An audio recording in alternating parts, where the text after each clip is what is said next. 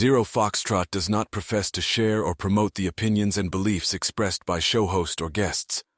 The Stay Zero podcast was created to provide a platform for servicemen and women to share their stories. Due to the nature of this podcast, sensitive topics will arise. Conversations about combat, PTSD, drug use, and other such subjects will occur. Viewer discretion is advised. Welcome back to the Stay Zero podcast. I have Ron in here with me today. No last names this time. No last names. And you're a friend of Bernardo, who I've also talked with, right? Mm-hmm. Yeah, Bernardo is a good friend of mine. I've known him for probably 4 years, 5 years, something like that. And then I brought him over to work for me here in the States. Nice. And you've got a Krav Maga type of fitness martial arts gym here in Austin? So I would say we do mostly firearms training. Oh, all right. Now, we started kind of mostly doing very private, exclusive self-defense, Krav Maga, martial arts training to people and fitness. Yeah. And just because of my background, pretty much it just shifted very heavily towards the firearms and tactical side. And that's most of our business nowadays. We still mix in some of the Krav Maga, some of the hand-to-hand stuff, some Brazilian Jiu-Jitsu even, just nice. Whatever works we use. Nice. And so you answered the call here recently because it's an Israeli kind of founded or a foundation of Israeli tactics, right? And you served in the Israeli army. Mm-hmm. I still do. You still do, yeah. And so, I mean, the elephant in the room, October 6th. Yeah. You got the call. What was that call like? What did they tell you? And what was that experience like? You answered. You went. You just got back, right? Yeah, about a month ago. Yeah. Okay. So walk me through that. So October 6th, I'm in Austin. We had a heli gunnery course. I wake up on the 7th and my phone, and I usually wake up pretty early, especially if I'm teaching that weekend. I'll be waking up at 4:30. And I wake up and my phone is blowing up from WhatsApps from Israel, which I'm like, okay, something's going on. And I open the group and I just start seeing everything. Now it's an 8-hour difference. So it's been, if it's 5 a.m. here, it's already 1 or 3 o'clock, whatever it is. It's just way ahead. So the things have been playing out already. Pretty much the entire reserve of the IDF was called up. Like 300,000 soldiers got called up. Wow. That morning. Some of them didn't even get called up. They just heard the news and they just started driving south with their personal handguns. Like that's all they had. Some units that were already staged and ready because they were active duty units. They already went down there. My unit kind of got called up, and until they got all their gear and stuff, they were already in some of the settlements outside of the towns, outside of Gaza, already securing them, searching for terrorists, stuff like that. Now with everything, right, there's always what the news is showing. Mm-hmm. There's the reality of things, right? So I was like, okay, well, I need to figure out what's going on, get an idea what my unit is doing, because if they're just, sent off to some like back duty deal, I'm not going to come because this is, I got a business to run, I got a family. But if we're actually going to be doing stuff, okay, I'm coming. And after a day or two, I kind of figured out what they're doing, got a hold of some people, settled things down here so I can leave, right? I can't just abandon my business, right? Because then I'm going to have nothing to come back to. So made sure things were handled here.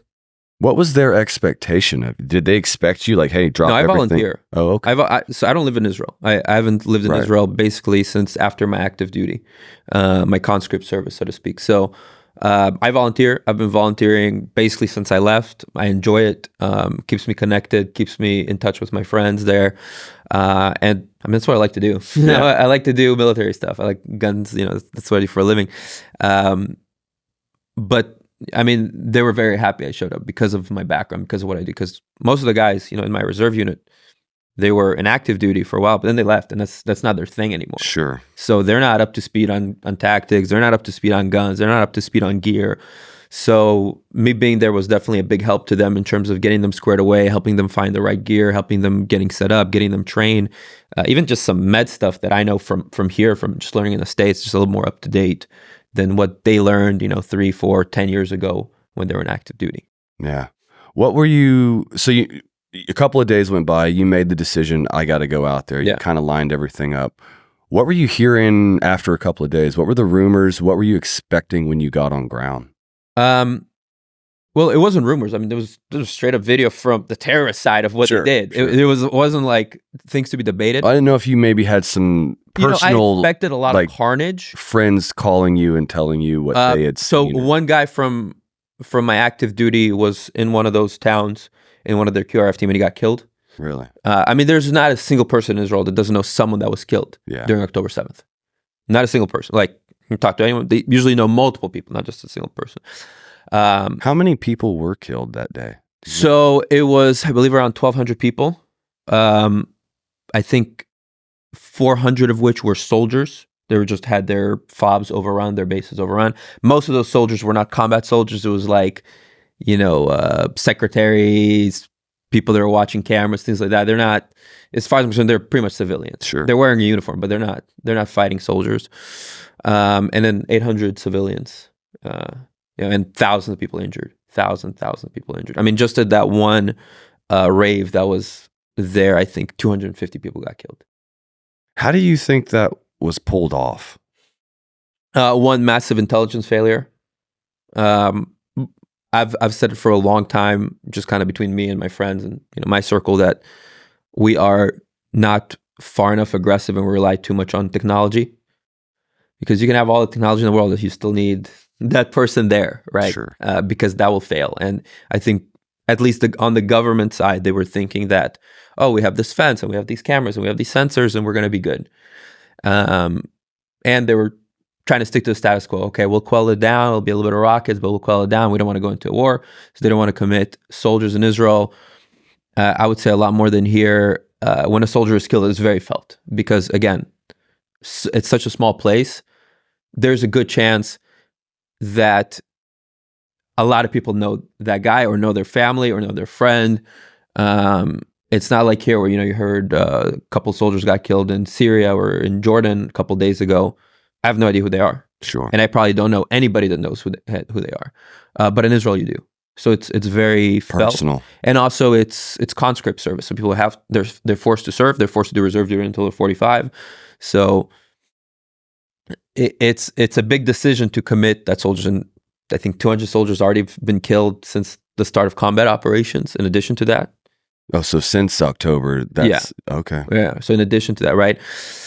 So massive intelligence failure, too much of the status quo, too much of kicking the can down the road. I mean, when I was stationed around Gaza in 2012, I was like, what the fuck are we doing here? Really? Like, why are we letting these people shoot rockets at us, mortars, and come close to the fence? Like, it should be shoot, you get close to the fence, we're going to shoot you. Yeah. And that's it. And that's, so it was more of an active combat zone for you then. Does it feel that way? Or then it wasn't. No, it wasn't a combat zone. It was more security operations. It was like containment, basically. And in 2012, there was an aerial operation. That's what during my active duty.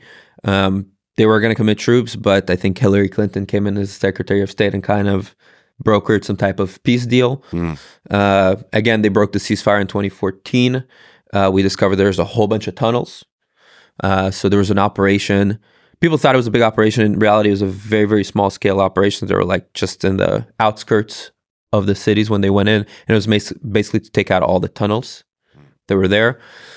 And again, status quo. They're like, okay, well, we did it. It's good enough. We'll deal with it. There's been a couple cycles of rocket fire, things like that. Especially, I think, 2019, 2020. Well, tell me about these tunnels. Are these going under the fences or under the borders from a house in Palestine or Gaza to a house in Israel? So there's three types of tunnels. There is logistics tunnels, there's attack tunnels, and then there is defensive tunnels. Okay. So the attack tunnels, or you could say they're, maybe the word for it, it's to help them get closer to the fence. I don't believe there's any tunnels that were found to cross into Israel because the border fence also goes down quite a bit of distance. Into the ground? Yeah, but there's tunnels that are literally at the fence. So like we secured an operation, this was published in the news, where they found a tunnel where you can fit a vehicle through. Wow. That exited 300 meters from one of the border crossings. So that was a tunnel that we were securing. Like I saw that tunnel. Wow. It's a big tunnel. Yeah, and it runs for about 2 miles, I think. And what's the purpose of doing it in a tunnel? Why couldn't they just drive a vehicle? Because we'd see him and shoot him. Okay. Yeah. And so this is to just get a closer position. Yeah. To die in the last 300 meters, I guess. Yeah. Pretty much. Yeah. Then you have tunnels that go in between homes, and we found quite a bit of those as well. I mean, Is it against the law to dig a tunnel? I mean, it's their land. So we pulled out of Gaza in 20. Right. If it's all within Gaza, you're like, what are all these tunnel digging people like? There's no law against digging tunnels. Right. But imagine, instead of spending all those resources certainly creating terrorist infrastructure, right? Yeah. They could have spent all those resources in making a subway system. I don't know. Like literally anything else. I mean, we left Gaza. We left Gaza in 2005. Yeah. Like, we don't want this anymore. You can have it. Do with it what you will. What do? They elect a terrorist organization to run it. And then the terrorist organization in 2006 kidnaps a soldier, Gilad Shalit, for 5 years. There's a idiotic deal that the government does to release 1,000 terrorists, including the current leader of Hamas, Enes Sinwar, for this one soldier. Sounds kind of like our Bergdahl situation. Yeah. Now, should have they've done everything to release him? Yeah, but releasing 1,000 people for one, that's insane to me. It certainly seems like it would incentivize them to do it. Exactly. Again, and that right? created that precedent. Which is what it did. And that essentially set the stage for where we are today. Yeah. But yeah, so I got there. We immediately, I think we were 1 or 2 days in a kind of, half of the company was in a training base, half of the company was already doing security operations and kind of swapping back and forth to get people's, just people trained up, zeroed.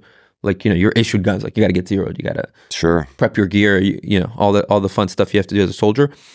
And then we immediately went to a kibbutz called Be'eri, which was probably the hardest hit kibbutzim. Kibbutz is like a agricultural co-op community, which, by the way, they're like the most leftist, pro-peace, pro-people. They had people from Gaza working there, and they had over 100 people murdered. Wow. In that town. Do they still have gun-free zone signs in their yards? They're not that type of liberal. No. Oh, okay. Different kind of liberal. Different kind of liberal. Okay. Yeah, a lot of them had handguns, things like that. Oh. But the army actually disarmed or reduced the amount of guns that they gave to the QRF teams in a lot of these areas. And the guns they had were like shitty old M16s, with the carry handle and stuff like that. So, there was it was not a comparable fight to like the 500 dudes trying to overrun your. Is there like a Second Amendment sort of a thing in Israel? No, it does not exist. So in Israel, you can get a carry permit based on need. So, which to me is idiotic, because you can say, well, they can tell you, well, you live in Tel Aviv, there's no need. But like, what if I travel outside of Tel Aviv, right? Right. What if I go to Jerusalem? What if, right? The need doesn't change. They've loosened it up a lot. Yeah. But it's still, you can only own one handgun. If you do competitive shooting, you can own a handgun for competitive shooting, and then you can hold up to 1,000 rounds instead of 200 rounds or 50 rounds or something like that. But it's very, very restricted. It's also like the cost of a handgun in Israel is like, let's say like a Glock costs double what it would cost here, like probably like $1,000+.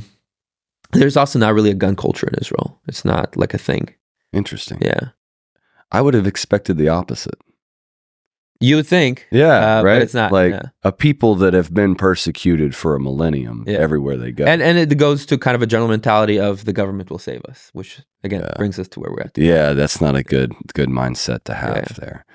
So, sorry, I have this cough today.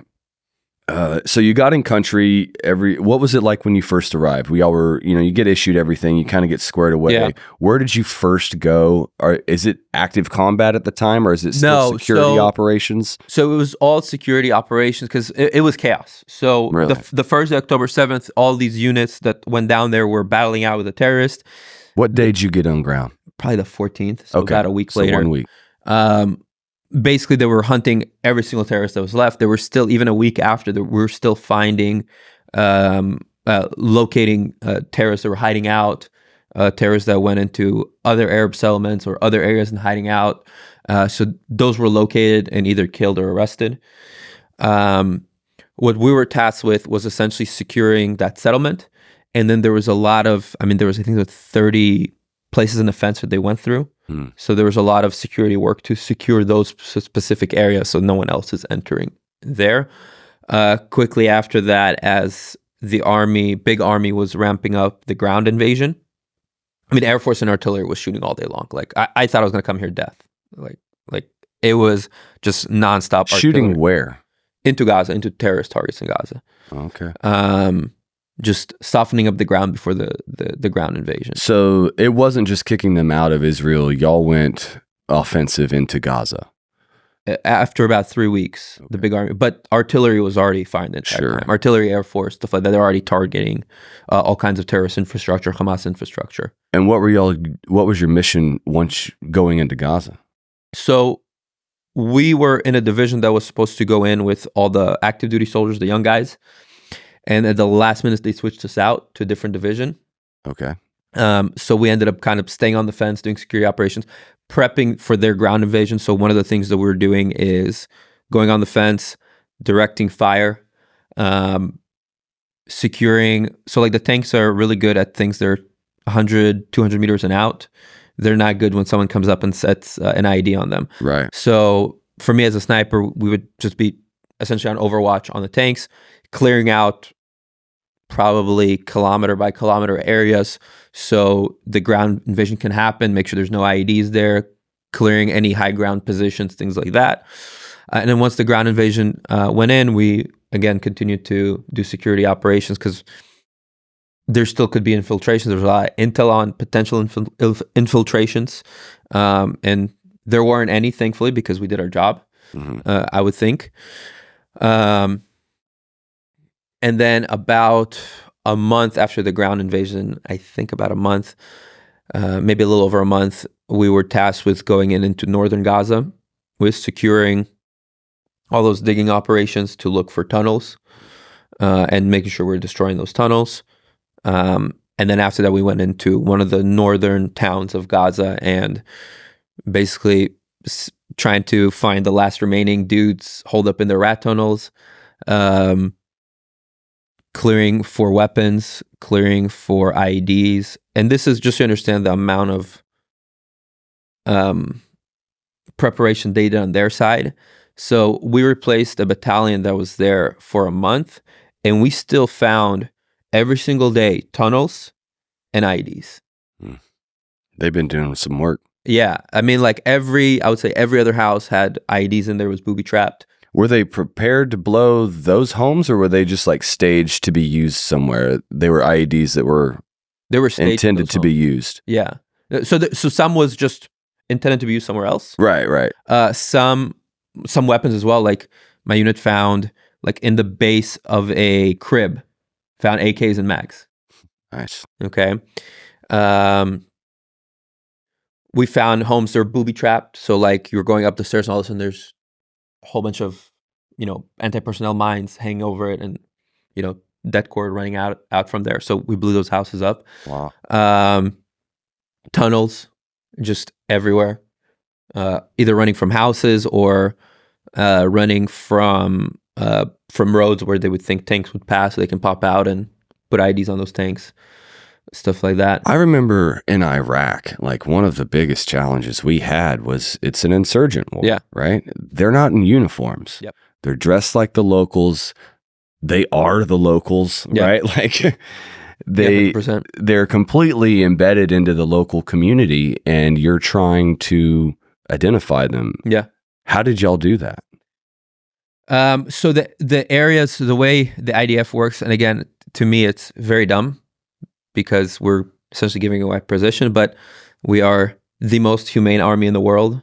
I think in terms of like the real ratio of combatants to non-involved or collateral damage is very low.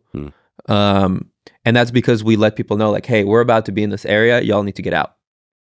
We did the same thing in Iraq. Yeah. I remember finding pamphlets on the ground, like warning them before we got there. Yeah. And to me, it's really dumb.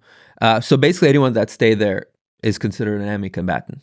And there was no one there. So anyone that would pop up from a bunch of ruins with an AK and RPG, they're an enemy combatant. Yeah. It's all good.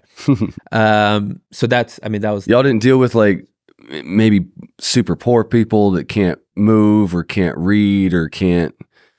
I know some other units have dealt with that. Yeah. But again, they would help evacuate them. They would help. Yeah. The ROE requires a weapon of some sort, not just a heartbeat. Yeah. 100%. So we were definitely working on those rules. Yeah. And it is what it is. Do you feel like y'all still kind of humanize your enemy, or what's the perception of Palestinians from the Israelis? So if there was any humanization, I think after October 7th, there's very little of it left. Right. And that's just simply because of the amount of civilians that are involved in that, the amount of terrorist infrastructure that we're finding just widespread in people's houses, their white support for Hamas. It's not that I don't see them as humans. It's just you're complicit in murdering 1,200 of my fellow citizens, right? Like once they invaded in, and we'll pull up some images just so people understand like the inhumanity of these people. A lot of civilians went in and started looting these towns, stealing air conditioners, computers, cell phones, all kinds of stuff. So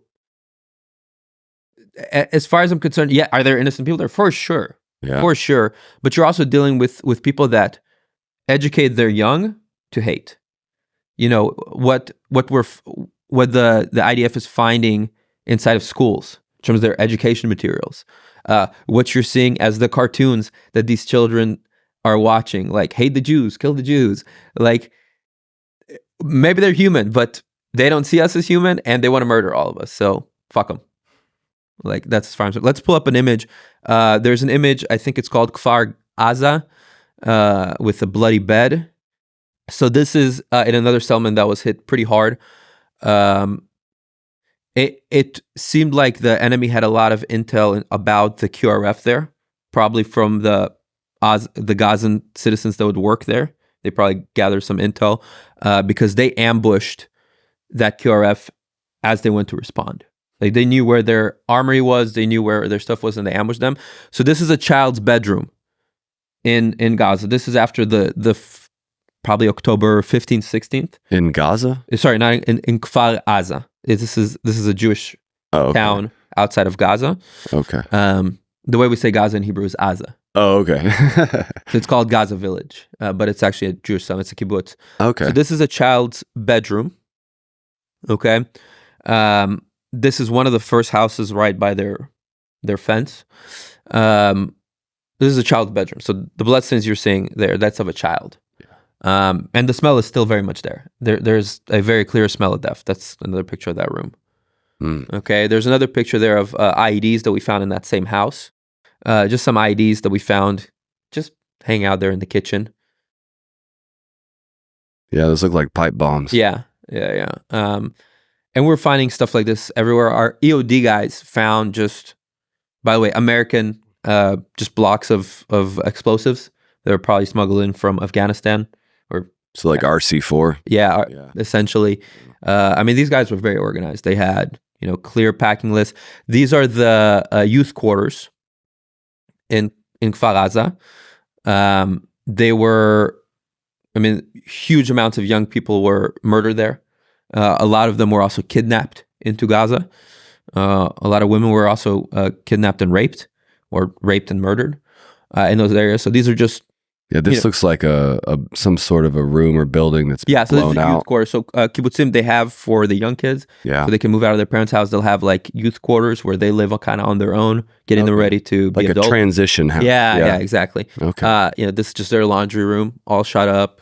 Again, these are kids. These are not soldiers. These are not policemen. These are just kids. They're just murdered in their beds, murdered in their rooms, murdered in their houses.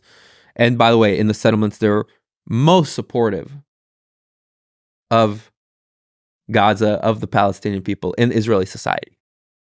These settlements that have been attacked were supportive of the Palestinians. Yes, they're all for two-state solution. Like I said, there were people that had work permits from Gaza. They worked in these settlements. So they provided a lot of money into Gaza, essentially, by default, right? And these people are just murdered. Why? Because they're Jewish. Do you feel like that's the only reason? Just a difference in religion? Why do you?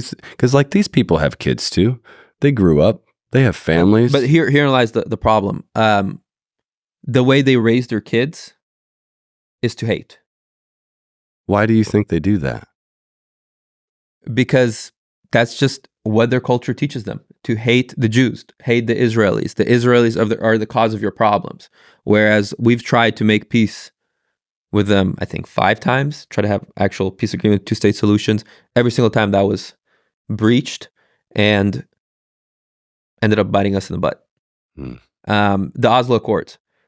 Israel provided the Palestinian Authority with firearms so they can have their own police force, all that fun stuff. What happens? Those firearms were used in terrorist attacks against Israelis.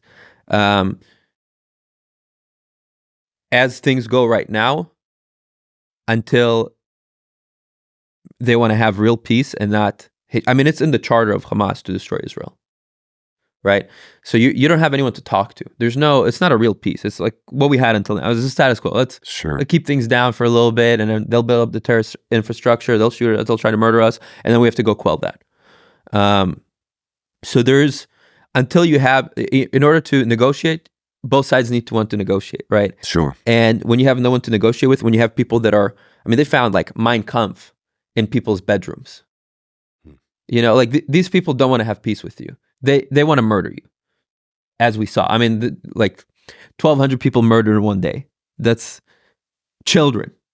Okay, it's unimaginable, right? It's and you can go to Israel right now, and they'll give you a tour of these places. You can see them firsthand, because even with the terrorists filming it, people are still denying that it happened. Like, this is how crazy it is. There's so much propaganda around. It's like it's hard to know what to believe or what to think about it. And then there's this contrarian movement where, one side just has to argue with the other, right? Yeah. Like if the Republicans go one way, it's like the Democrats by sheer necessity have to disagree, right? At no point could we possibly see the same on any one topic. Yeah, but I think, if there was any chance of a peace agreement or any chance of a two-state solution, Hamas just burned that down the drain probably for the next 20 years. I'm going to be honest. Like, I'm not a politician. I don't deal with that stuff on my day-to-day, but in terms of the feeling in Israel,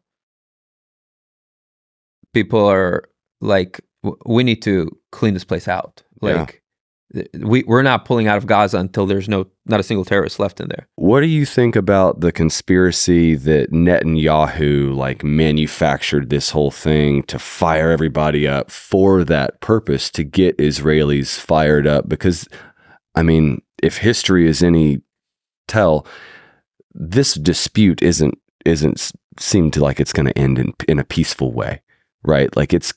I somebody's going to have to smash somebody. I think it would when, again, the other side wants to have peace. Yeah. That's the problem. We've tried. So how do you make Hamas desire peace? I don't think they're going to desire peace. I'm straight up with you. I think Golda Meir, so one of the prime ministers of Israel, she was the prime minister of Israel during the Yom Kippur War, which was very analogous to what just happened. It was a lot of... What year was that? 72. Okay. 72. Are you pretty spun up on the history? Pretty good. I would not call myself like an expert on it. Like, I would need to read up on a few things to be super but she said it very well. And she said, we will have peace when the Arabs will love their children more than they hate our children. Or that they hate us. I don't remember the exact quote. I want to the love your own kids more than hate ours. Yeah, I get it. I'm a business guy too, right? I run a business. To me, it's like, this is just dumb. Like, there could be so much business being done. There could be so much of a better economy between the two sides.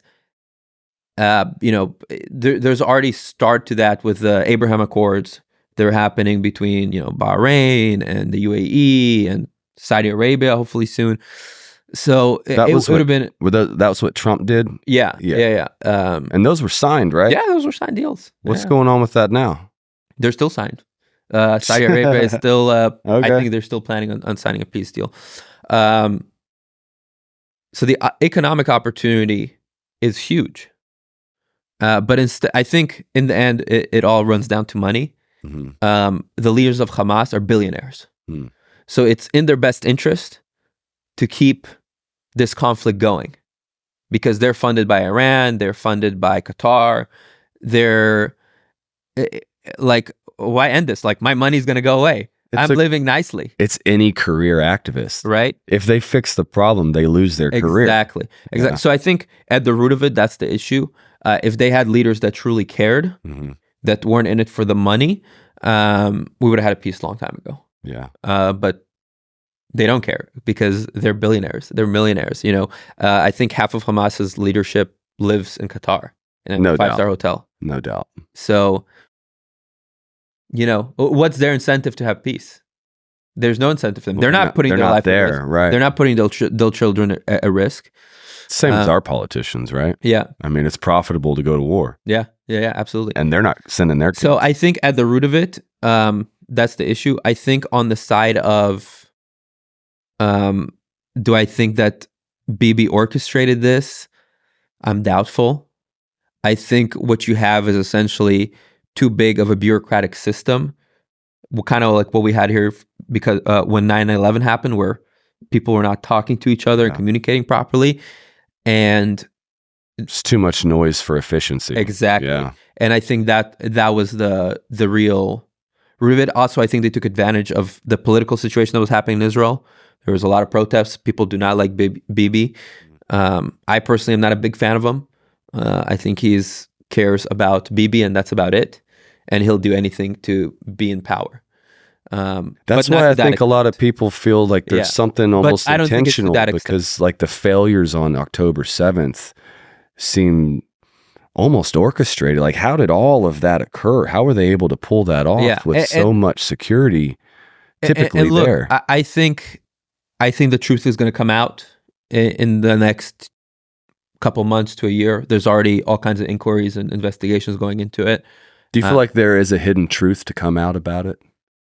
I mean, I just don't think it's a big conspiracy. I think it's just knowing Israel, knowing how things in Israel work, is just the inefficiencies of the government and all the agencies. Just got caught with your pants down or something. Yeah, that's all it is. Well, I mean, that's better than your president plotting against you, right? Like, I would prefer it to be just a gross negligence than an actual malevolent. I mean, 50% of this town is just gone, like destroyed, burned to the ground. Part of it had to be done because the tanks came in, the special force came in, and there's terrorists hiding out in houses. They're like, fuck them, shoot the cannon into there,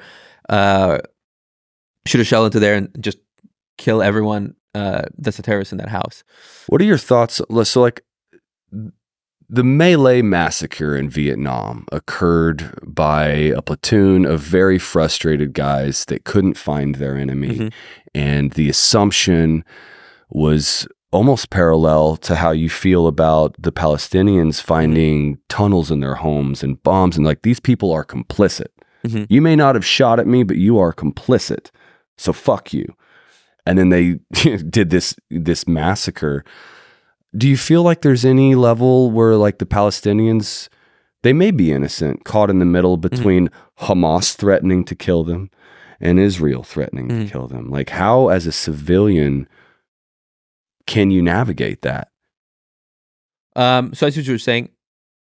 I get it. Maybe they didn't want tunnels in their home. Like, what choice does a civilian have? They don't have a lot of choice other than default collateral. But unfortunately, it's like, it's like the laws here, right?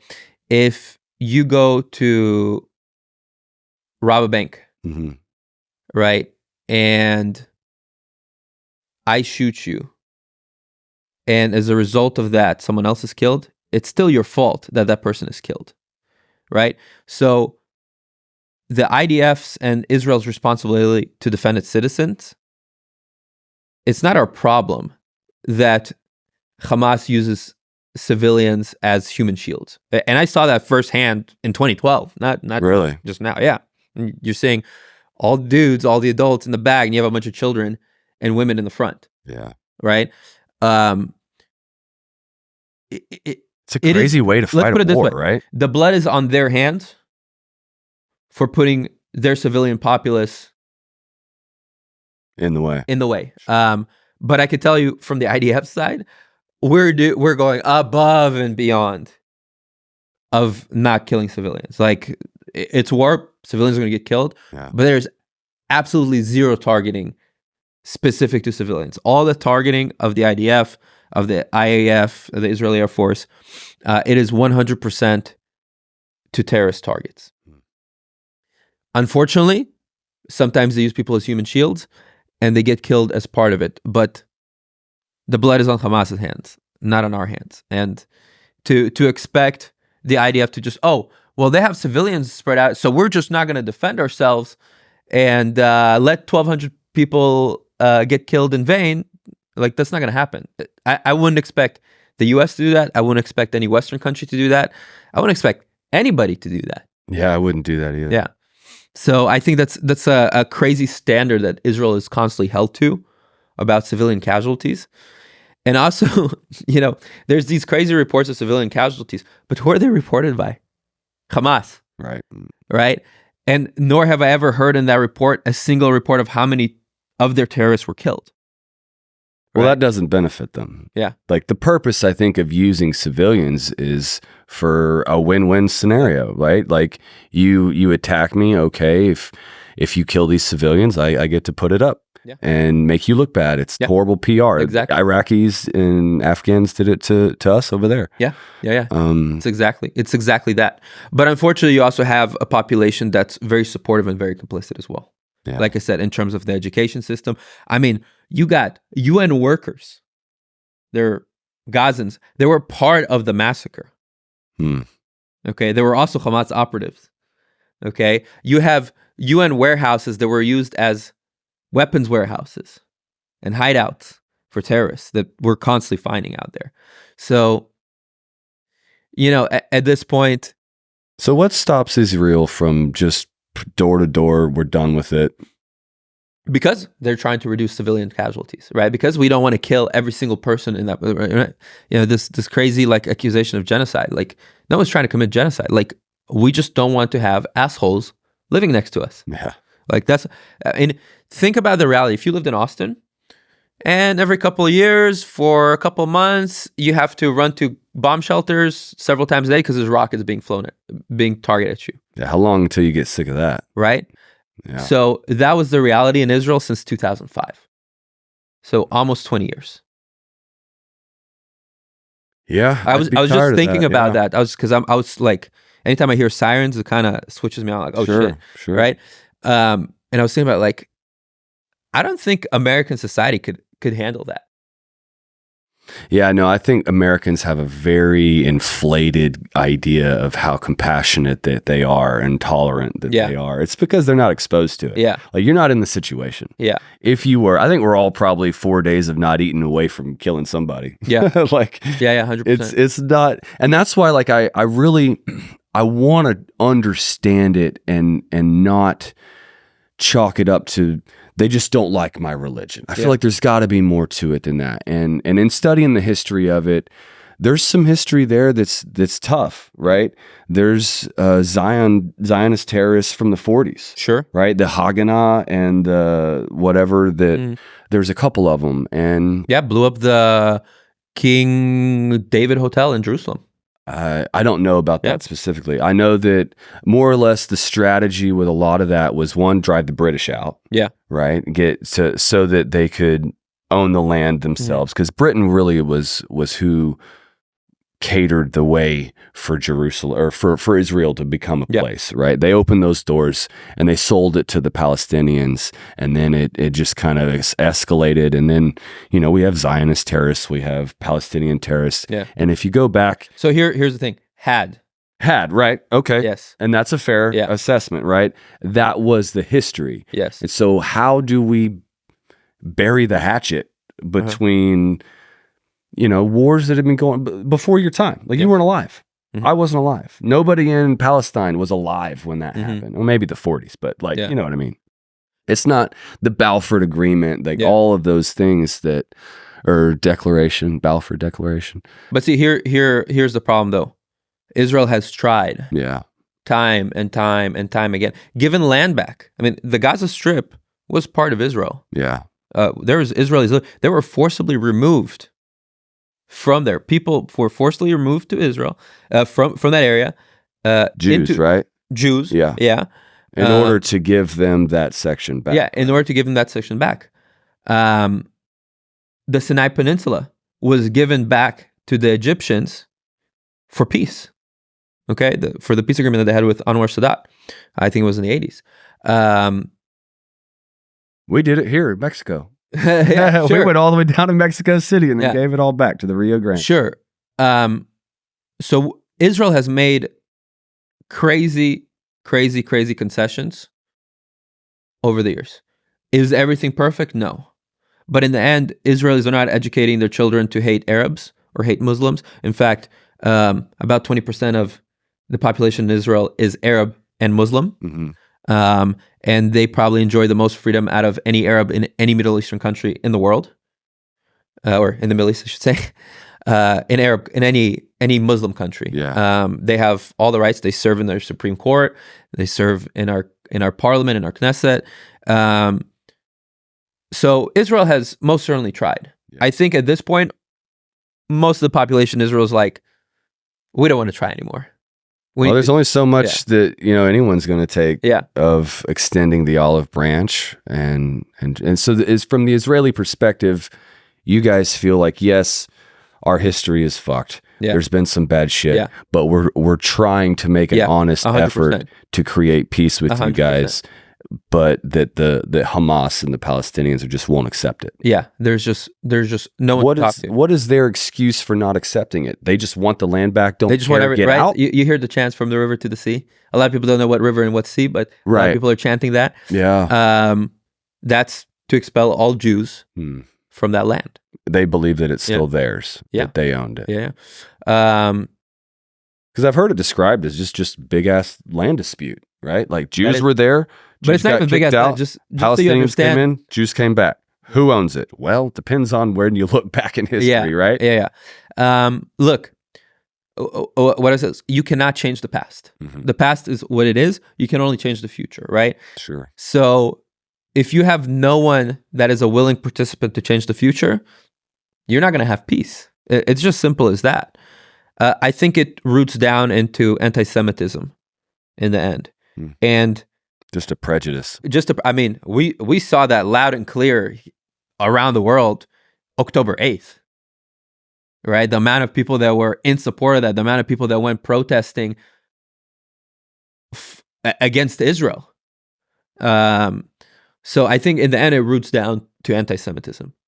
And I think if there wasn't an Israel today, in the end, there would be a lot more dead Jews around the world, because that gives Jews a voice, that gives Jews a safe haven. Well, you guys were homeless for like 2,000 years, right? And that was a lot of where the ridicule or the isolation, I think, came from. Because when you left originally Jerusalem in that area, when the Romans kicked everybody out, everywhere you went, you were an outsider. Yeah. Right. And that was a lot of, I really like the Martyr Made podcast. Mm-hmm. I've listened to it, and I think the guy does an amazing That's a great job. Podcast. Have you heard it? Yeah. Oh, it's phenomenal. And because I never understood. I was like, what's the deal? Mm-hmm. And I feel like I finally got a pretty good understanding of both sides of like what's going on. Yeah. It's like you guys were essentially homeless, looking for a place to fit in. Anytime you went somewhere and people started getting butthurt, the anti-Semitism started, you get booted somewhere else. Yeah. So you're constantly like this kind of nomad people that's trying to maintain this sense of unity, which was Zionism. This is all us. We want to go back to our own place and our own land. And then, 1,000, 2,000 years go by. and you guys have assimilated into multiple different countries, and then World War II kicks off, and you've got it's a crazy history. Yeah, it's a crazy history. But again, I think we can't just like live in the past. Sure. Right? Like we don't do it in the US. We're not like, I get it.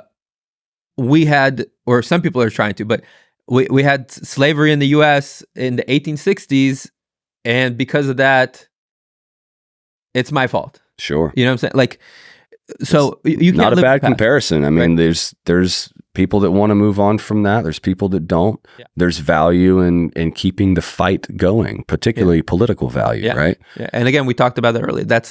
There's people making money off of it. Sure. And that's probably the root of the conflict. No doubt. Okay, if you like really dig in and dig enough, that's the root of the conflict. Same thing with, so there's Hamas that rules Gaza. There's the Palestinian Authority under Mahmoud Abbas that rules Judea and Samaria, or what's called the West Bank. It's the West Bank of the Jordan River.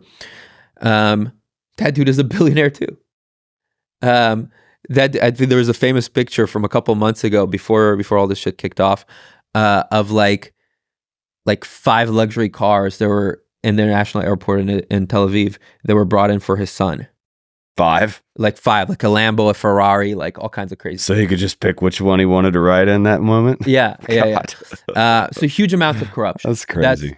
I think that's, in the end, that's the root of it. Yeah. And I'm sure at some point, in some regard, it's also on Israeli politicians as well. That, like I said, Bibi and then is doing. But I don't think it's to the point of I will have 1,000 of my people murdered to do something. I just don't think it's that. I think it just doesn't make sense to me. Well, I mean, beforehand, you wouldn't know. Yeah. He wouldn't know how successful that attack would be. Just that, we might allow it for a minute. Right? Yeah. I hope the truth comes out. It's unimaginable to think that a nation leader would do that to its own. Same with the 9/11. Like people that believe George Bush planned it. I have no idea. Yeah. But it's a hard thing to imagine someone would do. Mm-hmm. And I think similar. Did he? I don't know. Maybe he did. We may never know. You know. But it's a hard thing to think about. Like you don't want to go there in your mind that your own leader would do that to better position himself strategically. And also, you have to remember that Bibi also served in the army. Yeah. And he lost his brother. Oh, wow. So if you don't, a lot of people don't know this, but his brother was killed in Operation Entebbe, where they rescued those people from the airport.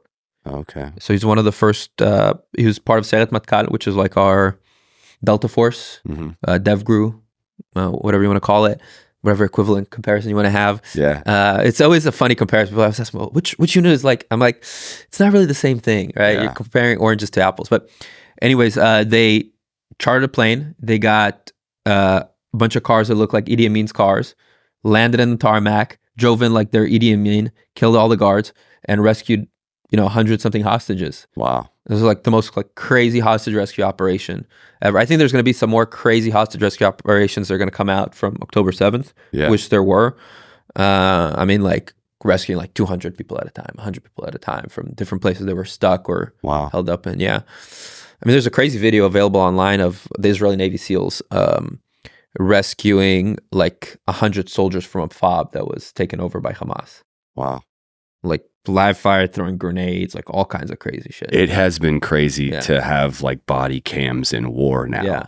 Right. I don't know I'm sure you've seen this stuff too. Like I follow most of it I've seen in the Ukraine war. Yeah. A lot of drone footage, drone war. Yeah. Did y'all deal with a lot? Are y'all using drones much? Yeah. Similar. Are they like kamikaze drones? We have those. Yeah. There's all kinds. There's all kinds. There's units that are specialized in that. Okay. And that's kind of their main deal, but pretty much every unit has drone capabilities. Yeah, you have to. I just expect the whole fence line to buzz almost. It is. Right? I mean, like, it literally is. Every 100 meters, there's just a drone You're hearing all day just buzzing overhead. UAVs, F-16s, F-15s, F-35s, drones. I mean, it's like literally when you're in Gaza, like that's what you're hearing all day. Wow. All day, all night. Just constant reconnaissance. Just living in a war zone. Yeah, and we can pull up some photos from there. I think they're labeled Gaza something. I don't know if you went to the other. I see the mouse moving. Okay, there you go. So there's a photo. I'm gonna just pull up the names from my phone. Hey, Texas flag. Yeah, so I brought the Texas flag because nice. That's the best country in the world. There you go. So this is a rooftop in Gaza with my CO. We just wanted to get a cool shot. This is inside. So this one we're securing some digging operations. You can see all the ground is kind of dug up there. Yeah. Big tank you're standing on. There's some rubble. So this is in northern Gaza, in the town in northern Gaza where I was telling you we're searching for weapons, searching for IEDs. For me, I was mostly Overwatch. I was a sniper too. I know the story. Yeah. You're just Guardian Angels. Yeah. I mean, that's what you're doing. Watch my ass. And in fact, I remember our first operation. I'm, in a house looking through my scope, and I see the guys just being way too complacent. Like they're just like standing in the middle of the street, like clumped up. I'm like, hey, tell them to spread the fuck out and get behind cover. Dumbass. And like 2 minutes later, they get shot at. Oh, yeah. I hear some trainings of just, helping a guy get Zero, so just spotting for him. Nice. And this is like one of the first days I arrived, so just getting all my gear issued and running the lovely HS Precision HTR 2000 and 338 Lapua. Nice. This was Hanukkah. This was one of my last nights there. So this was in Gaza. We were lighting the candles, so that was pretty special. That's cool, man. And this was inside a house in Gaza. So one of the wives of the guys in my company, I guess she works for a company that does like 3D printing or something like that. So she made a menorah with our unit logo. Oh, that's cool. Over the top, were the Crow unit. Yeah, they're called, and that's our unit logo. So she made us a menorah with that. This is in Tel Aviv. So I always tell people it's pretty fun. People are like, oh, do you have a gun license in Israel? I'm like, no, I can't get it because I'm not a resident there. But then like I come to the army and like with no ID, they're like, here's your Tavor. Nice. So I'm walking around Tel Aviv. So this is, they renamed it. It was called the Bima Square, where there's a big like national theater. And they renamed it the Hostage Square because they have all kinds of like vigils for the hostages there. Okay. So just walking around Tel Aviv on one of my leaves. You're strapping with a rifle. Is that pretty common there? Yeah. So in Israel, you take your rifle home with you if you're in the army. Okay. So you'll see, it's very common. You'll see pretty much everywhere in Israel, people walking around with rifles. I see pictures of it. I didn't know how very common. Really? Very, very common on the trains, in public, even that's why I thought that there must have been like a 2A thing, but I guess if everybody... No, these are all soldiers. These are all issued. They're military. Yeah, pretty much all issued. I mean, there's some people that will carry their handgun openly. It's like open carry is not like a thing that's like frowned upon in Israel because you just see guns everywhere. Totally, yeah. But there's a lot of civilians that carry, especially now. Like people, kind of like how during COVID, everyone here bought a gun. Yeah. So when October 7th happened, and they loosened up a lot of the restrictions. Sure. Like I have a buddy who's like an engineer, like never did anything related to combat, and he was like texting me, he's like, hey, what handgun should I get? I'm like thinking a Smith & Wesson or a Glock or this. I'm like, oh, you should get whatever. All of them. You can only get one. But he got one, and he's like training now. And I told him, hey, come over here and I'll really train you up. And it's funny how the moment the government doesn't save you, like everyone starts to wake up and it's like, I better learn to save myself. Yeah. And I mean, with any terrorist attacks that happen, it's usually an armed civilian or just someone that is armed in the area that stops it really, really, really fast. Yeah. But more often than not, it's an armed civilian. Yeah. But yeah, so everyone is carrying around Israel. Well, I'm glad to hear that everybody's carrying guns now. Maybe y'all could adopt the Second Amendment. I'm all for it. Throw that in there. It was funny because people in my unit, obviously they know what I do for a living. I'm a firearms instructor. I deal with guns all day. I'm usually around guns. Like to me, it's very strange to be without a gun. Yeah. Or like not be shooting a gun on a fairly regular basis. And you could see little by little, they're like, well, we can't have it like America where everyone gets a gun. I'm like, why not?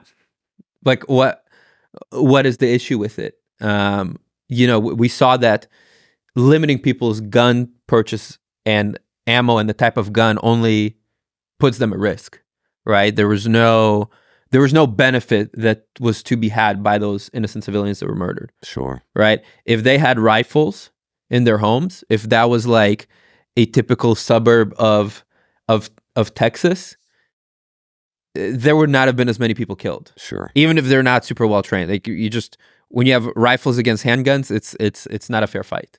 Not even close. Right? So you could see that people were like, the gears were starting to turn. It's like, maybe we do need that. And those crazy Americans are right about something, right? It was a group of people founding a nation right after fighting a war, right? And having dealt with a tyrannical, oppressive government, realizing, we need guns. Yeah. And so I could kind of like how Israel was founded. I could see Israel as coming from the same situation, I'll tell you what, right? Same perspective. Israel at was least. founded on very socialist principles. Okay. Bibi was actually, you could say, credited with like integrating the economy a lot more and getting people working, and bringing more tech and stuff like that.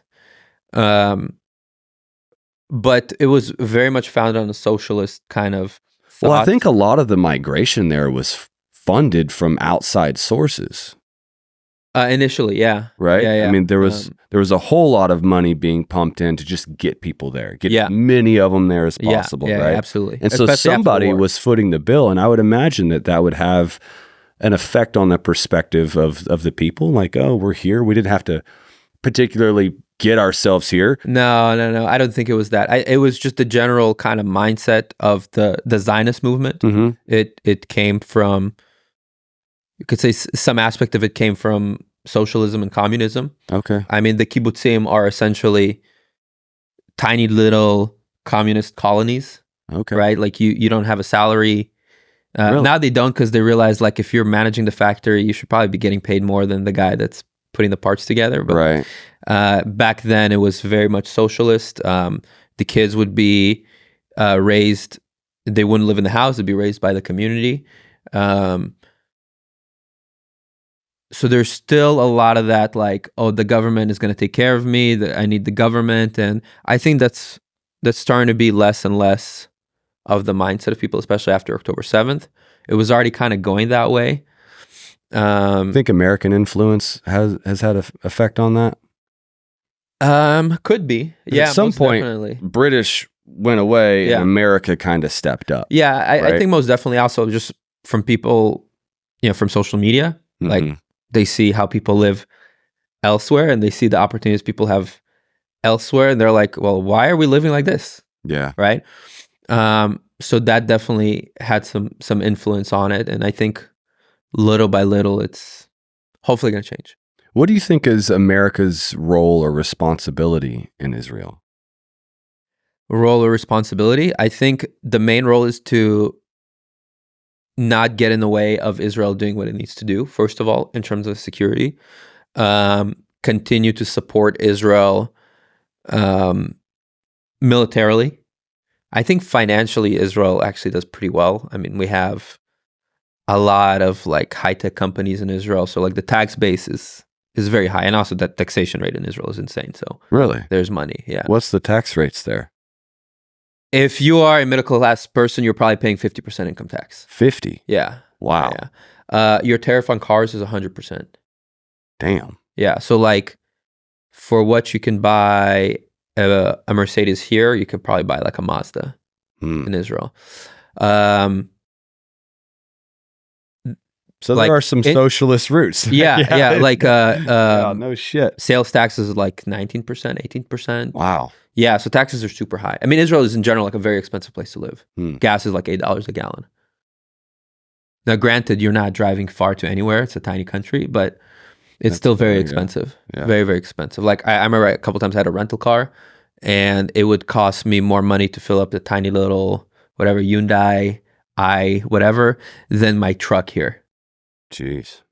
So, but yeah, it's things. I think things will change. I think from the ashes of this, there's going to be a lot of big change, a lot of positive changes. So one thing I can tell you that the country is night and day united versus what they were before October 7th. I mean, we had civilians coming to bases, and not just us, like every base, every single day, cooking for us, helping us with laundry, bringing us stuff, helping raise donations. Like that was a big issue as well, right? You had all these people called up. There was not enough gear, right? So people raised like It's like enemy at the $100,000 gates. for my company to essentially buy us plate carriers and plates. Oh yeah, because we only had like flak jackets. I picture enemy at the gates where he's like, one of you gets the rifle, the other gets the bullets. Not that bad. Not that bad. That's good. In terms of guns and ammo, there's yeah. So that was, it's really like heartwarming to see Israel come together, because the months before that, it was, to me, at least it didn't look like civil war, but there was definitely a huge schism. And there's something to be said for like the tragedy causes unity, right? Yeah. Like America was never tighter than September 12th, 2001, right? Yeah. And so, yeah, it's wild. Sure. Yeah, I mean, even just when I was a fireman, we had like 4 or 5 wildfires one year, and half the community was all burned down, but everybody was showing up. Bringing us chainsaws, buying us lunch. Like, just like you said, the community comes together when necessary. But how do we sustain peace if we're just going to kill each other when we're bored? Yeah, that's the other issue, right? But again, I would not call myself an expert. I'm just kind of giving you expert in that geopolitical. Sure, yeah. I'm just giving you my view from someone that was on the ground, and not only on the ground, but on the ground in most of the kibbutzim, with most of these villages that were hit the hardest, where babies were beheaded, where women were raped, where people were killed. The rave passed by there. We were there as well. Like all these places that were you heard about on the news, I was there. So it wasn't like, oh, the news said it, and it's like I saw it with my own 2 eyes, and I saw the destruction with my own 2 eyes. And when like 1,000 or over 1,000 of your people, right? And also just the Jewish community in general, like there's only 13 million of us. It's not like there's just a billion Chinese or a billion Indian. Like there's 13 million of us. That's it, worldwide, right? 8 million of which are in Israel, or 9 million or something like that. So that was hard. I think everyone in the Jewish community feels it worldwide, like was traumatized by this event. We did also, part of those first weeks, we were doing a lot of body recovery operations. So, whether it was drones or aerial footage that identified there was a body, somebody, doesn't matter who, it could have been a terrorist, you couldn't tell at that point. And we would go in and essentially secure operations to rescue those bodies, get them DNA ID'd, and find out who it was. Because there's still, it took probably a month to figure out who was missing, who was killed, and they're still figuring out, this hostage is actually dead. He's just dead in Gaza. Yeah. So we did quite a bit of that, and quite a bit of like recovery operations, because in Judaism, like you have to find every single piece of that person's body in order to bury him. Really? Yeah. And I would assume the Palestinians know that as well. Is there a lot that's of part of the MO. That's why they kidnap. That's why they desecrate bodies. That's why they kidnap bodies. Do you feel like a lot of that, or any of it, was more done for show? Like they're being overly grotesque. They're being overly mutilating to the body. Like it's not just I'm going to go in and kill anybody I see because we're trying to make a political point here. Like even as just a soldier, I wouldn't want to kill a child. Yeah. Like I wouldn't, like I'm looking for combatants. So in my mind, if he believes that he's a soldier and he's targeting children and women and the most vile things that we believe or acts as human beings that you could do, like is the motive not more for the show of it? Like who are you showing for? Who is this show for? Is it for the world? Is it for the Israelis? You know what? I don't know. But when it goes back to what you were talking about, humanizing or dehumanizing the enemy, just trying to understand it, right? Like definitely what the dehumanized fuck? us. Because again, you're dealing with a culture that from that moment that the child can speak, they're educated to hate. Sure. Versus, you walk into any Israeli school, they're like doing finger painting and right, which makes them a very useful tool to a malevolent overlord, right? Yeah. They're at the youngest age, you are not permitted to think. Yeah. Well, you're being told what to think toward an enemy that makes you, a utility to me so that I can then talk you into killing yourself for the cause. Yeah, 100%. Right. And I'm sure you saw like very similar stuff in Iraq, sure, and Afghanistan, suicide bombers. Yeah. How do you convince someone to do that? Right, like it's a hard thing to wrap your head around. Crazy. It is. It's very crazy. But you're also dealing with fanatics. You're also dealing. I mean, people will say religion of peace. I don't know. Partially, maybe. Between it certainly didn't get as popular as it is through peace. Yeah, and that's Muhammad had armies that conquered lands, but you're dealing with a culture. Like I said, kind of from the beginning, you're dealing with people that don't want to have peace with you. Okay, the people they're taught to hate. Okay, while we're taught to love, to educate our children, to go to college. I mean, I can tell you that pretty much everyone that was with me in reserve, and I'm sure active duty, they would rather be in 10 other places than being in the army right now. Yeah, they have businesses, they got families, they got kids, they have jobs that they work. They don't want to be there. They're there because they have to be there because people are trying to kill us. Do you feel like the Palestinians have other places to be?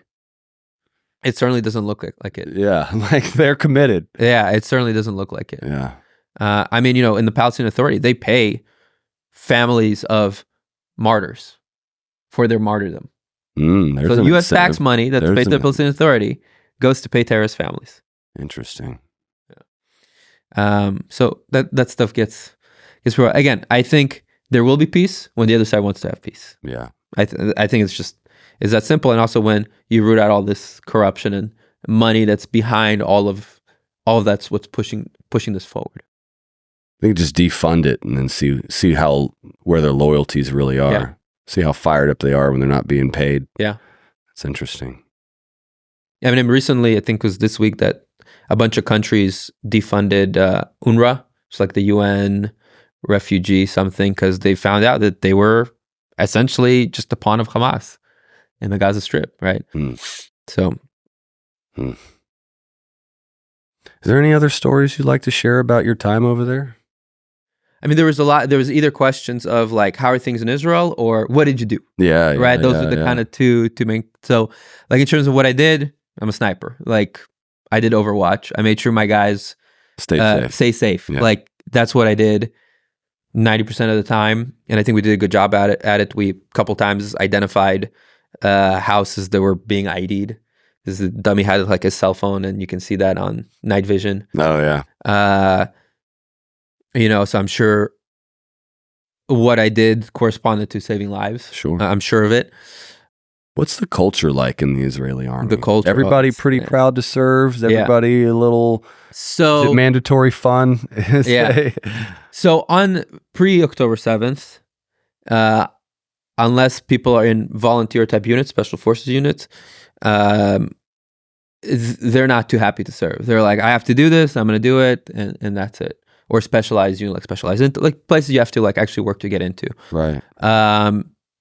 The general consensus is that people would rather do other things than serve in the army. I mean, look in the U.S., right? Like less than 1% of the population serves in the U.S. military, right? Because they don't have to, and they would rather do other things, even though it might be probably a good idea for them to serve and do something that's a little bit different than what they would do in their regular life. I think that it would have a net positive impact on our population. I think so as well. For spoiled kids to just get out of the country, even just see another perspective. Right now, everyone is super proud to serve. Yeah. I mean, we had people return to reserve duty that like I have not seen in a decade. Or like, and sometimes our captain was like, "Sorry, I can't let you in. Like, we don't have space. We don't have the logistics for you. You were too fat, and we haven't seen you in a decade. And sorry." Yeah. But there was like, I think 150% like show up rate. Wow. Members. Yeah. So like everyone wants to serve. Everyone wants to be there. All my friends that are here that could not go back for one reason or the other, whether they didn't have a unit or they just had a baby, and like their wife was like, "You're not fucking leaving." Yeah. They want to be there right now. I have a good friend of mine, bless is always like almost 40, and he was in the tankers. And he was like, and he has a great job. He's got 3 kids up in Detroit, and he wanted to go and serve. And I'm like, bro, you're too old, you're too fat, and they don't need you. I still got it. Fuck you. Yeah. I mean, there's almost at this point, also like the combat operations are winding down. They're very, very targeted. So the amount of reserves that's needed is not as much. They've already released, I think, a division or two of people. My guys, they've been pulled out of Gaza. They're more on like security operations back on the fence, which is not too interesting at this point in the war. But I can tell you that if anything pops up north, like serious, people are going to be trying to be there first. Like it's very, very united. In terms of the overall culture, again, it's a conscript army. So you have a lot of people that don't want to be there. Right. But you also have a lot of people that are very proud of what they do and they want to do it. And what's the most common leadership style because I mean, in a volunteer force, at least in the Marine Corps, leadership styles varied greatly, but there was a whole lot of fuck you, do what I say. Yeah, there's a lot of that.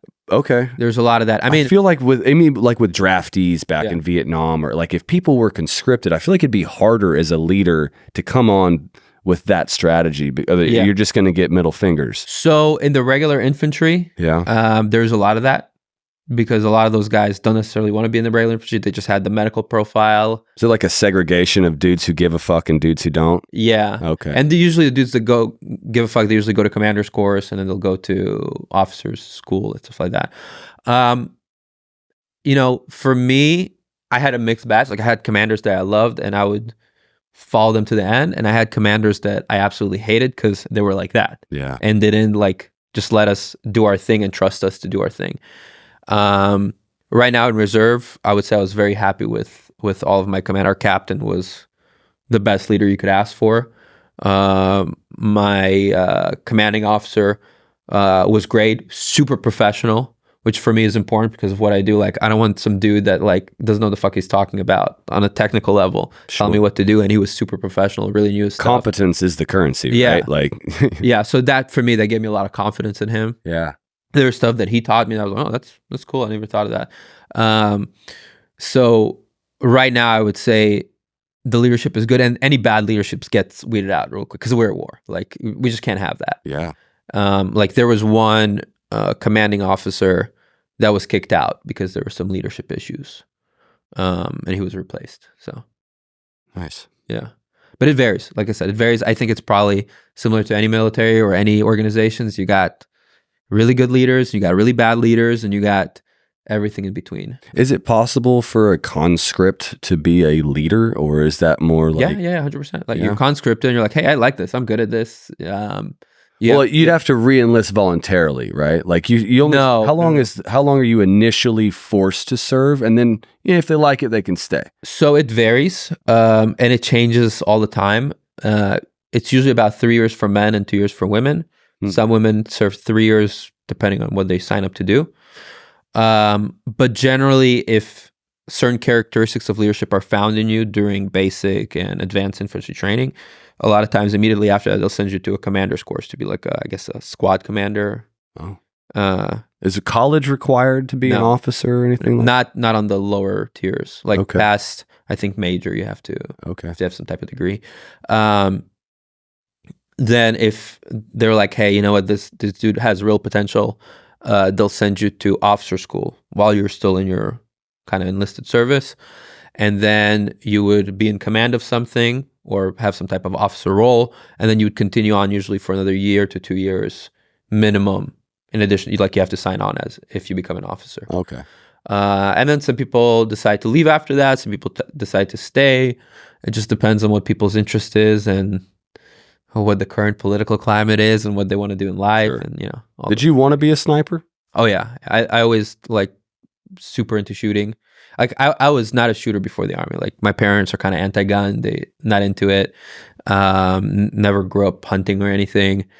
But I always had like boy that's into guns and shit like that. I can relate. Yeah. So I was always into shooting. I was a pretty good shot off the bat. I just listened to what they told me and applied it. And then when sniper school was was an option. There was guys that like not interested, don't want to do it. There was a couple of guys that were interested, and then I think there was some type of I don't remember what it was, but it was some type of like very, very, very basic qualification for it. And then I went to sniper school and I loved it. I mean, that was like my jam. And I still, I mean, long range shooting is still my favorite. Like I teach mostly handgun and like, you know, defensive rifle type of stuff. But if I could do long range shooting all day, every day, had the logistics to do that, I would do that all day, every day. Like that's my favorite. Like I went at a rifle course I taught this past weekend, and the range there has a 1,000-yard shooting area. So I just came in the day before and just for like 3 hours, just zoned out long range shooting. Like nice. That's like my meditation. Like, man, you love the ranch that I work at out in West Texas. We've had some Israelis out there quite a few times. It's like 10 or 12,000 acres. There's like 36 ranges on it. It's hill country, so there's like deep valleys, big hills, lots of wind. Yeah. About 12 ranges are all over 1,000 yards. And so we go out there. I think 2 miles is the farthest that they can play with, but like it's a rifleman's paradise. Yeah. And to me, you know, I really, you know, because in my various reserves, I was doing some sniper duties, but it was very, very mellow. Like we were in a war, we're doing security operations. Sure. And I really fell in love back with like the field craft and, you know, building hides and all that stuff. Like I was just like, man, I love this shit. Like this is my jam. I just get in the building, fucking sneak in, you know, make it look like it's empty, set up, start, you know, doing my sector sketches, and I love that shit. Like that's my jam. It was fun. Yeah. It was a lot. And also like you feel like you're doing shit and you're realistically the only real effective person with your rifle. So it's cool. I love it. I'm sure that for you, that's your I felt the same way. I joined the Marine Corps with the intention of being a sniper, and you know, getting to do that. It's exciting. It's fun. It's fun to have the autonomy, right? Yeah. To only be with you. And so if you fuck up, it's on you. Yeah. But if you're competent and good at your job, like you don't have to worry about 12 other people doing something dumb, and then you're restricted by the rules that get blanketed out for mass groups of people. Like, you know, it's just a couple of us. So there were times when we could go slick and we'd drop plate carriers and we'd, you know, just skirt off into the darkness, do our shit and come back. Yeah. You can't do that as a squad. No. Right? Like they don't give you that kind of leniency or that kind of freedom and autonomy. That's what I liked. I liked calling my own shots. Yeah. And not feeling like bait. Like there was a lot of times it just felt like bait. Like y'all go out into that city. Like in Karma was a big one. Arutbo was a big one. They're just foot patrol for no fucking reason other than to see if you can instigate something, right? Yeah. Go out and pick a fight, right? It's like, so we're bait. Yeah. Like, yeah. So that was definitely for us too in Gaza. You know, the guys would go on whatever patrol dealer, and we were like, you know, we had our autonomy to do what we need to do. Also, we were, you know, tasked to different units. Or different companies here and there, which was cool. You feel like your employment was pretty good? Like you were able to do your job? I ran into a lot of issues with commanders that just didn't know what to do with me. So during my active duty, that was definitely an issue. Okay. I got to say that the sniper methodology or the sniper team way of doing things in the IDF has improved drastically since I was in service, because I thought like my sniper school was shit. Really? Yeah, it was like really bad. Oh. Just from the quality of instruction and just the weapons we had. I mean, this was, you know, 12 years ago. Yeah. So, but like just seeing the gear that like the active duty guys have and their know-how and their skill of shooting and their field craft, like that was cool to see. And also because of my CO, he did a really good job of making sure that we were used properly and not just like thrown in and like a regular rifleman and like, what am I doing at 100-yard range with a fucking 3.38 Lapua? Yeah. You know? Holding a big target. Yeah. So that was done very well. I think they did a good job of like letting us do our thing like we're supposed to do. And like I said, I thought we were the most effective, like in the field. I think just in terms of intel gathering, in terms of protecting our guys, like in terms of just general usefulness, I thought we were the most useful. So that was really cool for me. Nice. What caliber rifles are you guys using? So the main two that the reserve have is a 338 Lapua, which is just a good like heavy bullet that knocks people down. If you can see them, you can touch them with that. Yeah. So we had the HS Precision HTR 2000s. We actually got a couple like new out of the box rifles, which was cool. Nice. So that was nice with Leopold Mark 6s and then a FLIR clip on. That's a big ass gun to carry. Yeah, it's fucking like heavy. It was you're heavy. not doing long movements with no. that. It's that was a nice thing. Like everything is kind of short. Okay. Like a lot of times I just sling it on my back and walk with my rifle.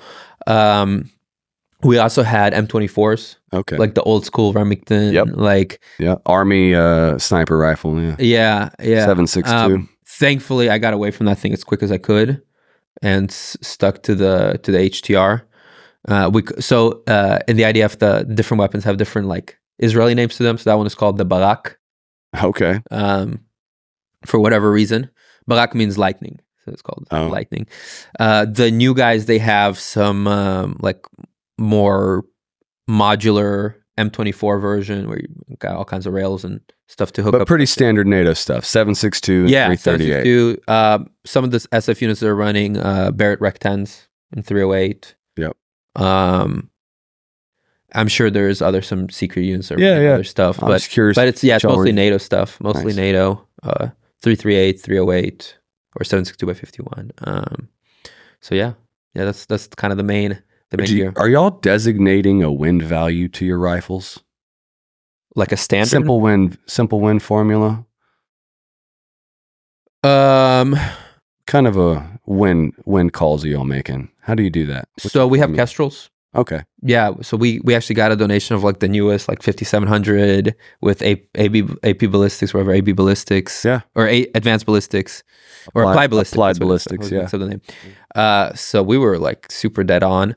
Okay. And we trued them as well, so we made sure that they were good. Because some like the rifle that I had, was super worn out. So like the velocity they're assuming that rifle that probably a little slower, right? That's maybe a little bit of a smoothbore, right?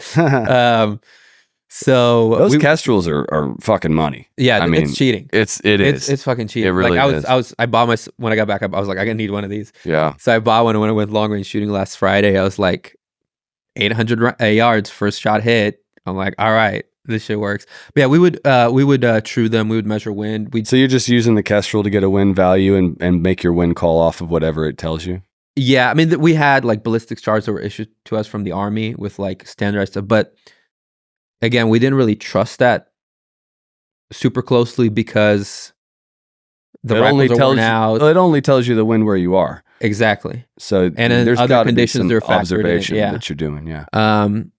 So we relied on the Kestrels quite a bit. So simple wind formula that I've been teaching has been really useful. And we didn't do it in the Marine Corps. We didn't even do it with the agency or the State Department or any of them. I learned it out there. I think it's a pretty common PRS thing though. Okay. And it's you go through your Kestrel and you'll look at it and see at about 500 yards for a medium caliber round, where do your yard lines match with your tenths of mils? If you're in mils, or in minutes, it would be divided by half. So where at 500 yards, with what wind speed do I have the closest to a 0.5 wind hold? And then does it line up all the way down? And from 7 and in, it usually does. So at 400, I've got a 0.4. At 600, I've got a 0.6. At 300, I've got a 0.3, right? And so you can go through the Kestrel and change the wind values and then look at the dopes that it gives you to see where it gives is closest to those lineups. Okay, that's cool. And it creates a very easy, hey, I've got a 6 mile an hour gun. Okay, I know in blocks of 6 at 500 meters, my initial wind hold out of my head is 0.5. Yeah. And then I'll decrease for angle of wind if it's not pure left or right, if we got a head or tail. Yeah. Or I'll decrease due to topography. If I'm shooting, and there's a big building or a big hill, you know what I mean? Yeah. But there's your baseline. Boom. I'm at 500. Okay, baseline's 0.5 for my gun. And it'll change for calibers, right? But I had never done that until I started. Yeah, I'd love to try that. Dude, it's super. It's really cool. It's wind really is the hardest. easy. Wind is always the hardest. Yeah. Wind's the art, right? Any drunk monkey can pull that trigger. But if you can call wind, you're the ninja.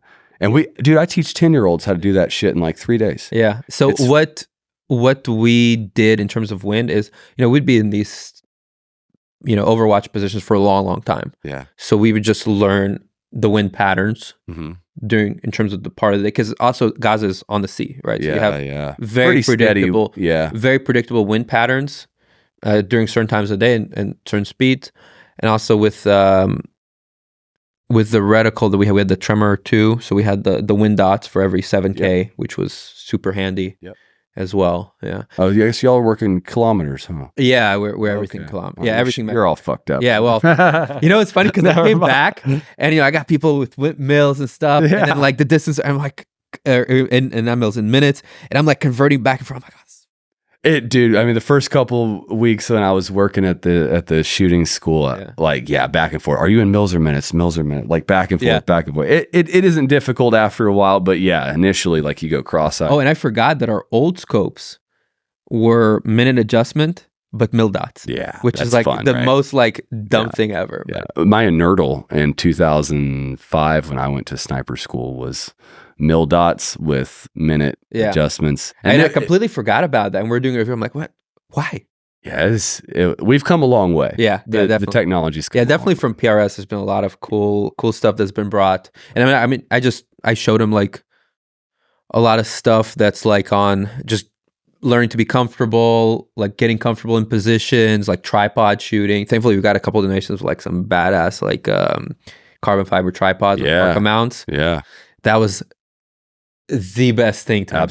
It was like the most clutch thing to have. Are y'all running really right stuff, or what are y'all running? It was that funny like Norwegian brand, Umflund, whatever something. Okay. Yeah, but they were super not familiar. Yeah, they're super cool. Yeah, they're super pricey, but they're awesome. Yeah, I got a Santa Claus Optics carbon fiber. Okay. It was like $400 for the whole thing, ball, head, everything. Yeah. It's a great tripod. Yeah. So the reason why I went with this one, I was hunting in South Africa with a friend of mine. Johnny's actually one of our instructors as well.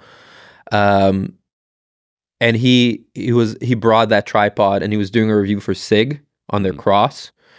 And I used that thing. I'm like, this is pretty badass. Because I have just like the hog saddle for myself. Yep. I brought that with me too, and that was pretty clutch for me.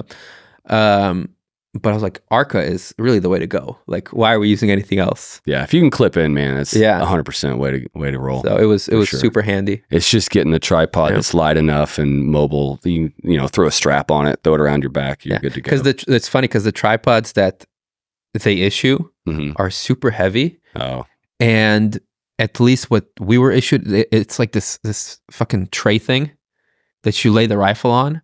And then you're like bench rested on this tripod. Oh, they should use like a shooting plate or a... Yeah, and I was like, this is what we call Israeli solution. Base plate. Israeli problem. Yeah. Like, they don't know about Arca, so they were like trying to figure out how to stabilize their gun. But anyways, I brought them the Arca stuff and they were like, oh. Yeah, those base plate kind of things they're useful sometimes. I usually end up putting like a game changer bag on it. Yeah, you have to. Otherwise it's just it's off the tripod. Yeah, it's totally... You're way, for sure. Clip in. 100% clip in. Yeah. You can if you can pull up the image. So there's an image of me just sitting in a hide, and you can. I think I'm on a tripod. There's one that's on a tripod, one that's not on the tripod. Let's see if they can pull it up. I had a guy, a Chinese kid, come up to us at the Dallas Safari Club show for Leo Frodo.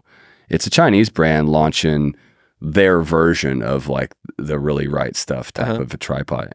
And it was solid. It was. I mean, they just copy everything. That's all they did, right? That's why they go to SHOT Show. They go to SHOT Show and just take pictures of everything. Quite literally, exactly what. But their price points, I mean. Yeah. So there we go. It's Arca. There you go. And it was just nice. Super comfy. Yeah. You're standing, you're comfortable. You can be like this for hours. Right.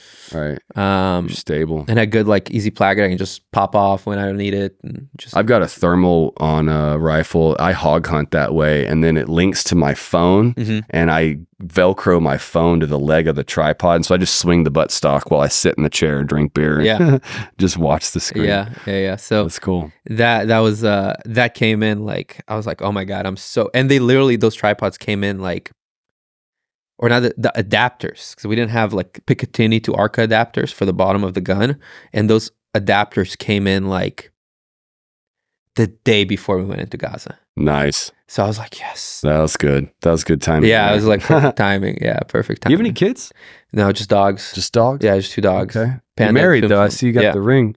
Do y'all plan on having any children? Yeah, definitely. How about yourself? I do. I have a 5.5-year-old boy and another little boy on the way. Nice. Yeah. Congrats. Thanks. Yeah, we have a Shih Tzu. She's like a little girl, pretty much. Okay. Yeah, she's like a little girl. Oh, you mean like a little girl person? Yeah. Oh, okay. Yeah. Like your daughter? Yeah. She sleeps in our bed. She like gets wipey down every time she goes for a walk. Wow. She's very demanding. Do your children have to serve in the Israeli army? No, so the way it works, if you live there until the age of 14, at least last time I checked, and you leave the country, you still are expected to do service or get some type of exemption because of medical, psychological, or educational reasons. Oh, okay. But I mean, I personally did not have to serve because I left Israel when I was fairly young. Okay. But like I said, I like guns. I was like, I want to do this shit. And like, I hated you school. wanted to go to Israel, not in the States, because you were here, right? Yeah. You didn't want to serve here. No, it wasn't even something that like was in the back of my mind. It was like a weird thing. I was thinking about that the other day, and I was like, it wasn't even like something that was like in the back of my mind thinking about it. It was just like, no, I know I want to go to Israel and serve in the IDF. Yeah. And I mean, I've always stayed in touch, obviously, with all my friends and family in Israel and stuff like that. So I think that's probably why that was first choice. Yeah. Would you want your kid to serve? I think so. Yeah.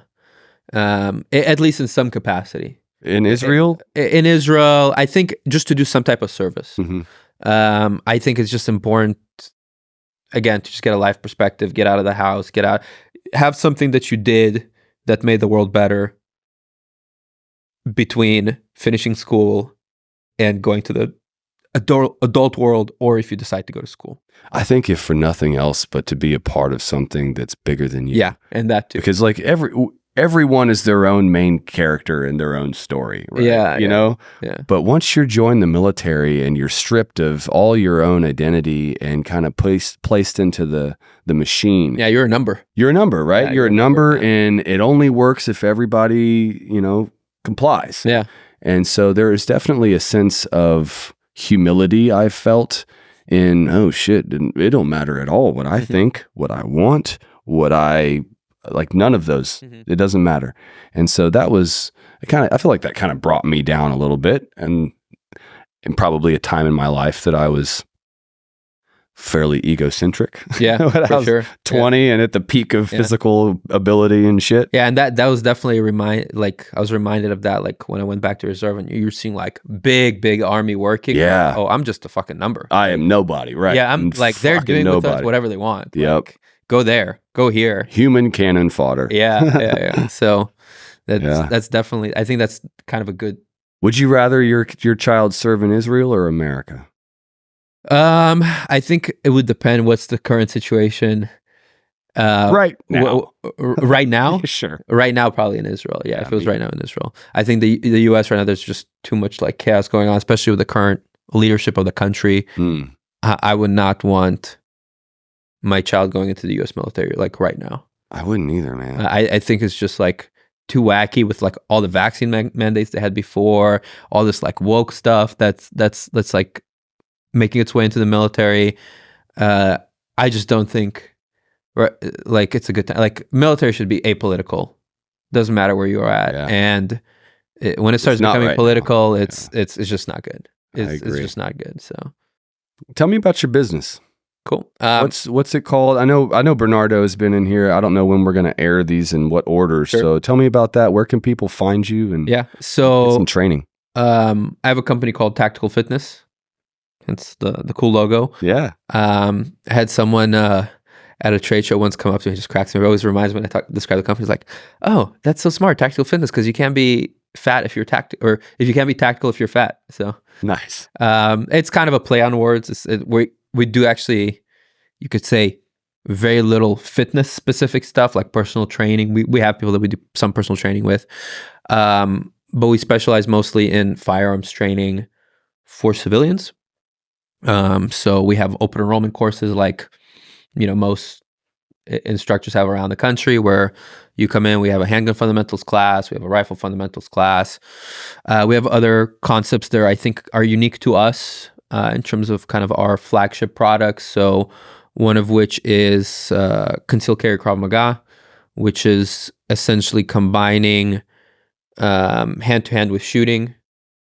We have several levels to it. It starts at just the handgun fundamentals and just, hey, learn how to fight in the most basic sense and learn how to avoid fights in the most basic sense. And then the level 2, it's more of how to draw in those very close-in distances and how to fight in those close-in distances when you have a weapon on you and when there's weapons involved. The other course that we have is more of a brainchild of Bernardo's from his his dignitary protection background, and it's our family protector course, which, as far as I'm concerned, no one is doing anything like it. So don't steal our idea, those of you that are watching. But essentially, it's how to apply all those shooting skills to defending your loved one. So you're out and about with your wife and your child. Okay, you know how to shoot, but have you ever really practiced handling a situation when you're with all those people? So it's not a fundamentals class. It's you have to be a little bit. We require people to have been to a fundamentals class before or have some experience. But essentially, you do all kinds of drills and scenarios. The first level is kind of a fundamentals level 2, just understanding the concepts and principles and live fire. And we do make people do a little bit of fitness in that just to amp up their stress. Yeah. And in the level 2, we do force on force. So we do live fire drills, and then obviously we want people to validate it in scenarios. So we try to do scenario, but we do that in our concealed carry Krav Maga level 2 as well, to put on the suits and fight it out. That's cool. Because we want people to validate their training, right? We don't want them to be like, oh, Ron said this will work and this is great. Let me actually try this against someone that is now willing. Yeah. Right. So we do that. I feel like force on force is one of the most underrated things 100%. Like nobody wants to go that far. They all want to sit on the range, shoot 1,000 rounds, ding, ding, ding, hear the rings, hear the sting ring. Yeah, it's like the karate guys. Hear the sting ring, steel ring. Yeah. Can't fucking talk. It's like the karate guys this part, right? Like, oh, I don't need to. I know. Like, you have to test it out, Absolutely. right? Another cool concept that we have, and it's more of you have to call in or be invited to it. It's our combat club. And it's a weekly tactical training group. That's cool. And every month we have a different topic. We usually start the month out with a tactical workout. So it'll be some type of lifting, shooting stages, stuff like that. And it's a pretty cool group. We've had people that have been doing it like nonstop with us for like 2 to 3 years, and they're super dedicated. And they're like, the level of firearms handling skills is like through the roof, and just their tactical acumen. So it's cool. And we offer other classes out there. I work with IWI, Israeli Weapon Industries. So I teach their Tavor operator classes in Texas and Utah. So we teach all their 3 levels of Tavor operator or bullpup, or really any carbine related stuff. We have a new concept we're working on, is the urban carbine, just kind of mashing mine and Bernardo's experience, and kind of applying again. There's a lot of classes that work on the marksmanship, which is important. That's your base. But we want people to go a little bit beyond that of, okay, how do I tactically move now between points of cover? How do I communicate as well? That's a big thing that we've been just adding more and more in our courses. Like, okay, you didn't just shoot. Okay, how do you communicate? How do you get your wife to come to you? How do you communicate to the other guy that's armed to go around you, right? So the communication aspect of it. The medical side's a big one too. And the medical, right? Once the shoot's over, you're going to be looking around this mass cal scene, right?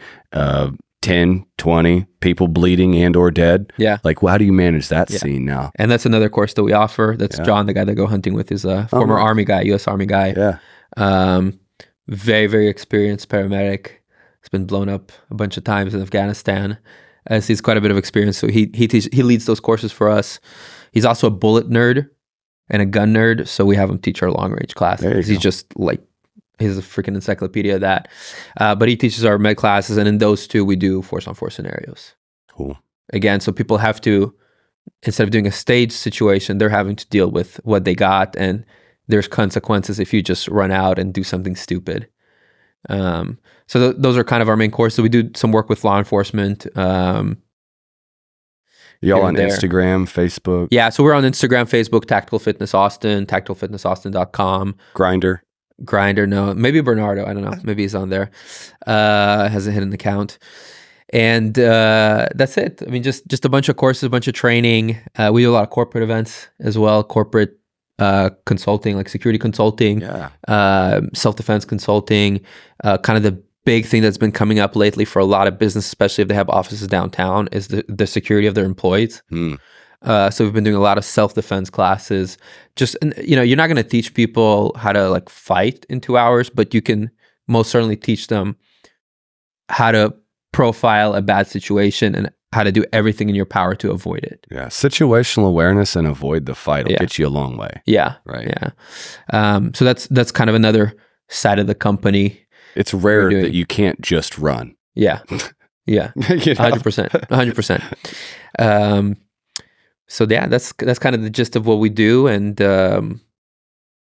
that's pretty much it. That's awesome, man. I may have to come in and take a class. We'd love to have you. Come out. I love force on force. Yeah. I like the executive protection stuff, especially the mindset it puts you in to have a package or a principal or whatever you want to call it, your wife with you. Yeah. Because it does change the way that you move. Yeah. It changes. My wife takes priority. My son's probably going to be in her arms. Yeah. Right. Yeah. 100%. And so as we clear danger areas, I go into that danger area and I'm shielding, I'm blocking, I'm using my body, not just covering with a pistol and we're all running. Yeah. Right? And that and force on force, I think is kind of the main ones where people are kind of past the fundamentals and they're really like, oh, okay, I need to really think about it now. Yeah. It's a thinking man's game. Yeah. It's like CQB. Yeah. Like anybody can stand on a flat range and shoot. Yeah. Get your ass in a house, navigate the house with another person or with another person with a gun trying to. Yeah, it is.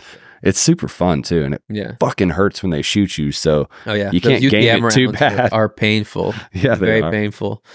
But yeah, we'd love to have you. I think you'd really enjoy the family protector one. I think it would be cool for you. And then we definitely need to go out and do some long range shooting. I love that stuff. That sounds great. Well, do you have a book recommendation? I wanted to close out with that. You said you're a reader. So I try to be constantly reading or listening to audiobooks, just depending on how my schedule. Probably like you, I drive a lot, driving to courses, driving to meetings, driving to whatever. I read all kinds of books. I really try to read stuff that's nonfiction. Yeah. Because to me, like, stories are nice, but I want to learn something. Me too. So like right now I'm reading a book on like physical therapy because I have a lot of injuries just from the miles I put on my body between being a lifelong martial artist and military service and all that stuff. So I'm just trying to figure out how to fix my body or be injured less. That's kind of the main thing. Another book I'm reading, it's called, I think, The Question of Command. Okay. It is a book on counterinsurgency. Oh. I actually started reading it before the war. Just someone recommended it to me. I was like, oh, that's interesting. And I took a pause during the war because I just was like scrambled to pack a bag and leave. And now things are settling down a little bit. I'm going to get back to reading that. There's a book I read every year because I just love it. It's Ryan Kleckner's Long Range Handbook. Okay. I think it's like, people always ask me like about long range shooting, and it's just like the best organizations of fundamentals of long range shooting I've ever read. Really? So I just read it once a year just as a refresher. Refresher. That's just refresh awesome. my memory. Yeah. Because I don't like I said, I would love to be doing long range shooting every single day. Unfortunately, I get to do it maybe once a month. Yeah. Maybe once every 2 months. Have you shot any matches or any comps? No, I wanted to get into that. Okay. That's on my list of things to get into. Yeah. And I was like, okay, do I want to do IDPA? No, I think I want to do long range. Okay. Yeah. Like PRS or even NRL, national, the hunting one. Yeah. That's more hunting driven NRL. Yeah. That's what I think I'm going to try. And I go hunting. So tab into this year. That's my practical practice. Yeah, and that's what it is as a civilian. That's where it applies, right? Yeah. It's all the same skill set. Yeah, it's the same. You know, it's funny. Is like, I told my guys, I was like, you know, I missed hunting season this year, but then I realized I didn't miss it. It just started earlier. Yeah. You went hunting, buddy. Yeah, I went hunting. So, yeah, just different. Like I said, I try to read stuff that's going to teach me something, or refresh me on something, or help me in my life. I try to avoid fiction, but those are the three things that I'm reading now, and then my wife will be like, "You should read that book," and then I'll read that book. I can't bring myself in most instances to read fiction. Yeah, I feel like I'm wasting time. Yeah, exactly. That's my issue. Like I'm just supposed to be entertained by this. Like I need to benefit from it somehow. It's got to be some either knowledge or I don't know. Yeah, I'm with you on that. Yeah, there's actually a book I just listened to. It was about the spies that worked for Israel before Israel was a country. So the book I think is called "Spies with No Land" or something like that. Oh, Spies with No Country. It was very interesting. Yeah, it was very interesting. It was about Middle Eastern Jews that were the first, what we call mistaravim. They were like Arabs that could just blend into Arab societies and gather intel and stuff like that. So it was a very interesting book on that. And again, I really like historical things. You can always learn from history. Yeah.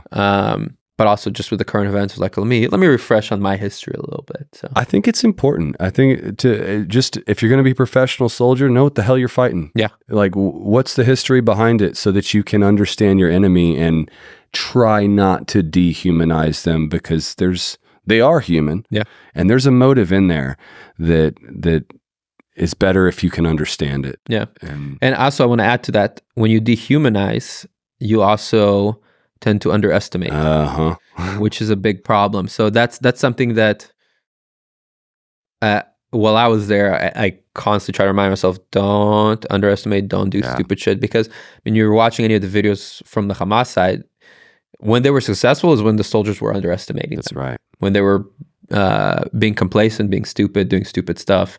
So that's a very important note, man. Thank you. Yeah. Thanks for coming in, man. Yeah, man. I loved it. It was awesome. Awesome. Good conversation. Stay zero. Yeah, stay zero.